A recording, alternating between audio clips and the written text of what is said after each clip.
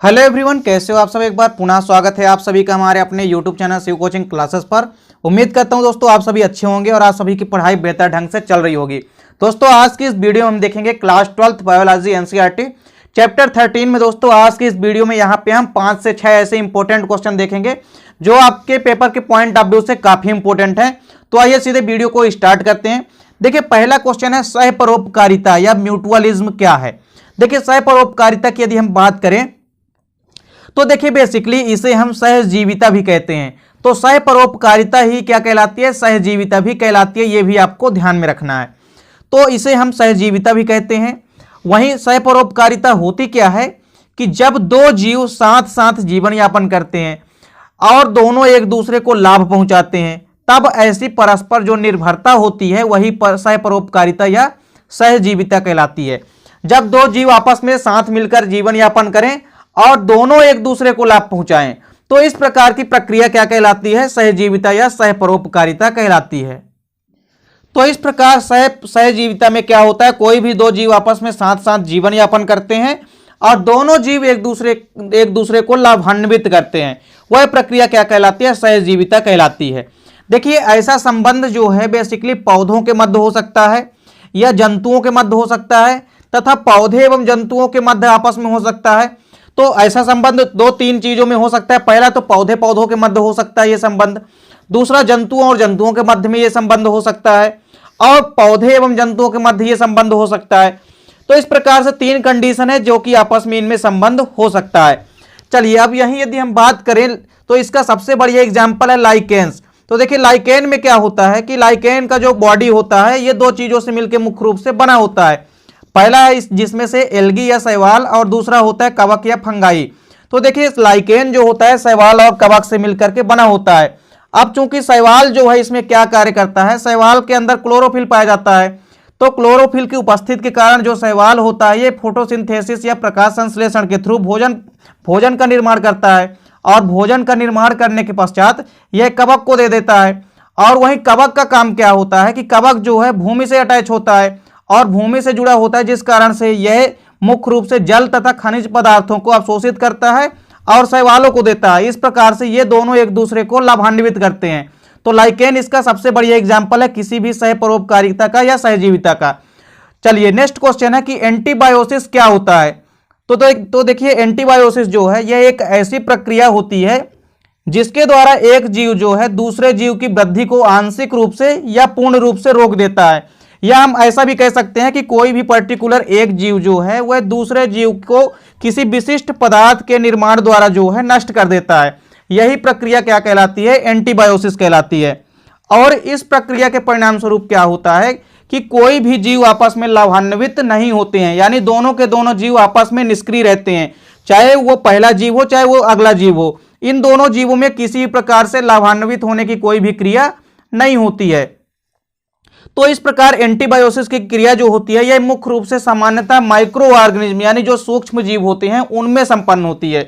तो कोई भी जो सूक्ष्म जीव की क्रिया होती है, जैसे यहाँ पे कई सारे सूक्ष्म जीव हैं जैसे बैक्टीरिया या जीवाणु, इसके अलावा कवकों में तथा कुछ शैवालों में भी एंटीबायोसिस की क्रिया पाई जाती है।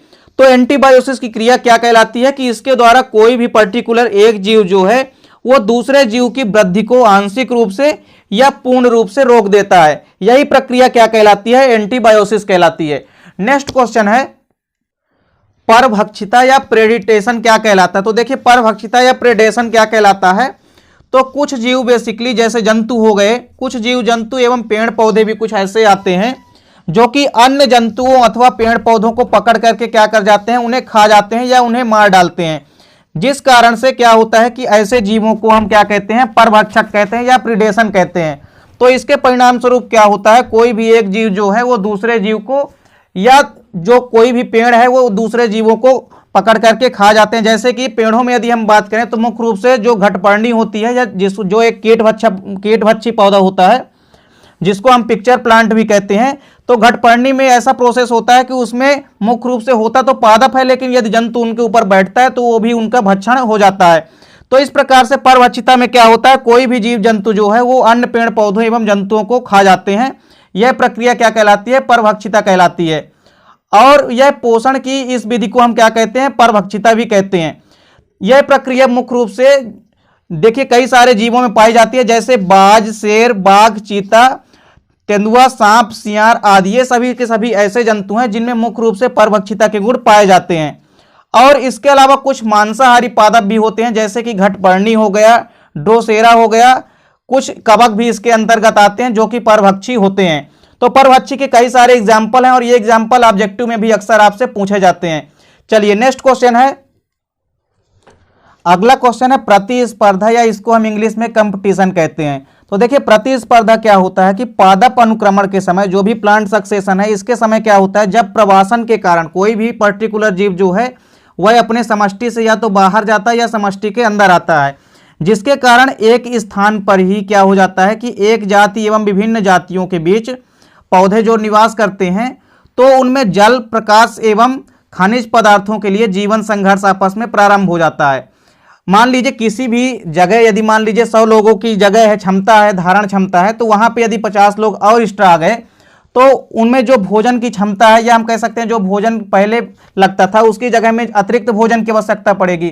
तो उस अतिरिक्त भोजन की तलाश के लिए कुछ जीव जो हैं वो अपने स्थानों से दूसरे स्थान की ओर प्रवास करते हैं और कुछ तो दूसरे स्थानों से पुनः उसी स्थान के लिए प्रवेश करते हैं। तो ये प्रक्रिया में क्या होता है कि प्रवासन होता है, और प्रवासन की प्रक्रिया के परिणाम स्वरूप क्या हो जाता है कि जल, प्रकाश तथा खनिज पदार्थों के लिए जीवों में आपस में ही संघर्ष छिड़ जाता है, जिसे हम कंपटीशन या प्रतिस्पर्धा कहते हैं। और उस स्थान पर कोई भी कारक जो है पर्याप्त मात्रा में उपलब्ध रहता है, तब उस कारक के लिए कोई भी प्रतिस्पर्धा नहीं होती है। मान लीजिए कारक के लिए उपलब्ध मात्रा यदि उपस्थित है तो वहां पे आपस में कोई भी प्रतिस्पर्धा नहीं होगी। और ऐसे में क्या होगा कि जनसंख्या की वृद्धि के साथ साथ क्या होता है, प्रतिस्पर्धा में भी वृद्धि हो जाती है। जैसे जैसे जनसंख्या में वृद्धि होती जाती है वैसे ही कंपटीशन भी जीवों के मध्य आपस में बढ़ता जाता है। देखिए प्रतिस्पर्धा या संघर्ष जो है मुख्य रूप से दो प्रकार का होता है। पहला है अंतरजातीय संघर्ष। देखिए अंतरजातीय संघर्ष का मतलब क्या होता है कि एक ही प्रजाति के या एक ही स्पीशीज के यदि विभिन्न पौधों के मध्य आपस में संघर्ष होता है तो उसे हम अंतरजातीय संघर्ष, या हम उसे अंतरजातीय प्रवासन, या हम उसे अंतरजातीय प्रतिस्पर्धा कहते हैं। तो मुख्य रूप से यदि कोई पर्टिकुलर एक ही स्पीशीज के विभिन्न पौधों के मध्य आपस में संघर्ष होता है तो इसको हम अंतरजातीय संघर्ष कहते हैं। दूसरा है अंतराजातीय संघर्ष। अंतराजातीय संघर्ष में जस्ट इसका अपोजिट हो जाएगा। यहाँ पे पर्टिकुलर कोई एक जीव था, लेकिन यहाँ पे क्या हो जाएगा, कई सारी जातियों के मध्य पौधे या हम जंतु कोई भी ले लें तो उनके मध्य यदि आपस में संघर्ष होता है तो इस प्रकार के संबंध को या संघर्ष को हम अंतराजातीय संघर्ष या अंतराजातीय प्रतिस्पर्धा कहते हैं। और चूंकि जब विभिन्न जातियों के मध्य संघर्ष होता है इसमें कई सारे अलग अलग प्रकार के जीव आते हैं, तो यहाँ पे जनसंख्या में भी वृद्धि होती है, जिस कारण से ये संघर्ष जो है अपेक्षाकृत तीव्र होता है।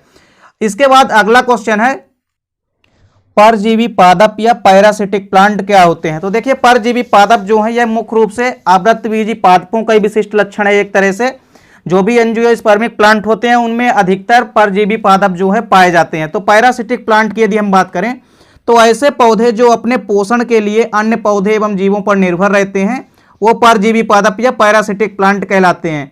और ये परजीवी पादप जो है ये मुख्य रूप से दो प्रकार के हो सकते हैं। देखिए पहला क्या है, पूर्ण परजीवी। तो पूर्ण परजीवी के अंतर्गत देखिए क्या होता है कि ऐसे पौधों में क्लोरोफिल का पूर्ण अभाव होता है। अब चूंकि क्लोरोफिल पूरी तरह से अनुपस्थित होता है जिस कारण से ये अपने पोषण के लिए पूरी तरह से अन्य जीवों पर आश्रित रहते हैं। और दूसरा होता है आंशिक परजीवी। आंशिक परजीवी का मतलब है कि आंशिक रूप से जो है वो दूसरे जीवों पर आश्रित होंगे। तो पूर्ण परजीवी में क्या होता है कि क्लोरोफिल जो है एब्सेंट होता है जिस कारण से ये पूरी तरह से पोषण के लिए दूसरे जीवों पर आश्रित रहते हैं। अब पूर्ण परजीवी जो है यह पुनः दो प्रकार का होता है, जिसमें पहला है पूर्ण मूल परजीवी। पूर्ण मूल परजीवी जो होते हैं ये क्या होते हैं, ये पौधे जो हैं पोषक पौधों की जड़ों से अपना भोजन प्राप्त करते हैं। अब पूर्ण मूल परजीवी, मूल का मतलब ही होता है रूट या जड़। तो मूल भाग से यदि कोई भी पौधे पोषक प्राप्त करते हैं तो उसे हम पूर्ण मूल परजीवी कहते हैं। तो ऐसे पौधे जो हैं पोषक पौधों की जड़ों से अपना भोजन प्राप्त करते हैं, इसलिए इन्हें हम पूर्ण मूल परजीवी कहते हैं। इसके कई सारे एग्जाम्पल हैं जैसे ओरोबैंकी, रेफ्लेसिया आदि। और रेफ्लेसिया जो होता है ओवरऑल वर्ल्ड का सबसे बड़ा फ्लावर होता है। चलिए इसके बाद यदि हम बात करें दूसरे प्रकार की तो पूर्ण परजीवी जो है ये इसका दूसरा प्रकार होता है पूर्ण स्तंभ परजीवी। देखिए स्तंभ का मतलब होता है स्टेम या तना। तो यदि हम ऐसा भी कह सकते हैं कि यदि हम तने के द्वारा यदि पौधा कोई अपना पोषण प्राप्त करता है तो उसको हम पूर्ण स्तंभ परजीवी कहते हैं। तो कोई भी परजीवी पादप यदि किसी भी पोषक पौधे के तनों से अपना पोषण प्राप्त करता है तो इस प्रकार के परजीवी को हम पूर्ण स्तंभ परजीवी कहते हैं। इसके कई सारे एग्जाम्पल हैं, जैसे अमरवेल, इसको इंग्लिश में हम कस्क्यूटा कहते हैं। इसके अलावा कैसिथा, ये भी क्या होता है, एक पूर्ण या स्तंभ परजीवी होता है। तो इस प्रकार से जो पूर्ण मूल परजीवी होते हैं और पूर्ण स्तंभ परजीवी होते हैं, ये पूर्ण परजीवी के दोनों प्रकार कहलाते हैं। और ये पेपर में आपसे 2 या 3 नंबर के क्वेश्चन अक्सर आपसे पूछे जाते हैं। परजीवी पादप का दूसरा प्रकार है आंशिक परजीवी, या इसको हम पोर्टियल पैरासाइट कहते हैं। तो देखिए पोर्टियल पैरासाइट जो है ये क्या होते हैं, तो आंशिक परजीवी पौधे ऐसे पौधे होते हैं जिनमें क्लोरोफिल तो उपस्थित रहता है परंतु ये अपनी भोजन आवश्यकता को पूरा नहीं कर पाते हैं। अतः ये अपने अन्य भोजन पर एवं खनिज लवणों के लिए जो है ये दूसरे जीवों पर निर्भर रहते हैं, जिस कारण से ये भी आंशिक रूप से परजीवी होते हैं। तो आंशिक परजीवी के अंतर्गत सभी के सभी ऐसे पौधे आते हैं जिनमें मुख्य रूप से क्लोरोफिल तो पाया जाता है, यानी फोटोसंश्लेषण की क्रिया, फोटोसिंथेसिस की क्रिया जो है इनमें तो हो सकती है, परंतु जो जड़ वाले भाग से जो जल और खनिज लवणों की प्राप्ति होती है उसकी निर्भरता के लिए ये दूसरे जीवों पर आश्रित रहते हैं। ये आंशिक परजीवी पौधे या पोर्टियल पैरासाइट पौधे जो हैं मुख्य रूप से 2 प्रकार के होते हैं। पहला है आंशिक मूल परजीवी। देखिए आंशिक मूल परजीवी क्या होता है, तो ऐसे पौधे जिनकी जड़ों से बहुत से प्रसूचकांग निकलकर पास उपलब्ध पौधे की जड़ों में प्रवेश करते हैं और प्रवेश करके उनसे जल एवं खनिज पदार्थों को प्राप्त करते हैं, उसे ही हम आंशिक मूल परजीवी कहते हैं। कोई भी ऐसे पौधे जिनकी जड़ें जो है उसमें कई सारे प्रसूचकांग निकलते हैं जो कि दूसरे पौधों की जड़ों में प्रवेश करते हैं और उनसे जो जल है और खनिज लवण जो है उनसे चूस लेते हैं, यानी कि उनसे प्राप्त कर लेते हैं। इस प्रकार से इन पौधों को हम आंशिक मूल परजीवी पौधे कहते हैं। इसका एग्जाम्पल है चंदन या सेंटेलम एल्बम। दूसरा है आंशिक स्तंभ परजीवी। तो आंशिक स्तंभ परजीवी के अंतर्गत देखिए ऐसे पौधे आते हैं, इन पौधों में जो पत्तियां होती है वो तो उपस्थित होती हैं तथा उनमें क्लोरोफिल भी पाया जाता है, जिस कारण से ये अपना भोजन तो प्रकाश संश्लेषण या फोटोसिंथेसिस के थ्रू बना लेते हैं, परंतु इनमें जल एवं खनिज लवणों की आवश्यकता हेतु ये अवशोषण हेतु अन्य पौधों पर निर्भर रहते हैं। इसका एग्जाम्पल है लोरेंथस और बिस्कस। ये दोनों बहुत अच्छे एग्जाम्पल हैं, ये पेपर में भी अक्सर आपसे पूछे जाते हैं कि आंशिक स्तंभ परजीवी के एग्जाम्पल बताइए। तो यहाँ आज की इस वीडियो में दोस्तों हमने 5 इंपॉर्टेंट क्वेश्चन देखे जो कि आपके पेपर के पॉइंट ऑफ व्यू से काफी इंपॉर्टेंट है। तो उम्मीद करता हूं दोस्तों वीडियो पसंद आई होगी। दोस्तों वीडियो अच्छी लगे तो लाइक और कमेंट कीजिए, साथ ही साथ दोस्तों के बीच शेयर कीजिएगा। मिलते हैं दोस्तों नेक्स्ट वीडियो में, तब तक के लिए जय हिंद, वंदे मातरम।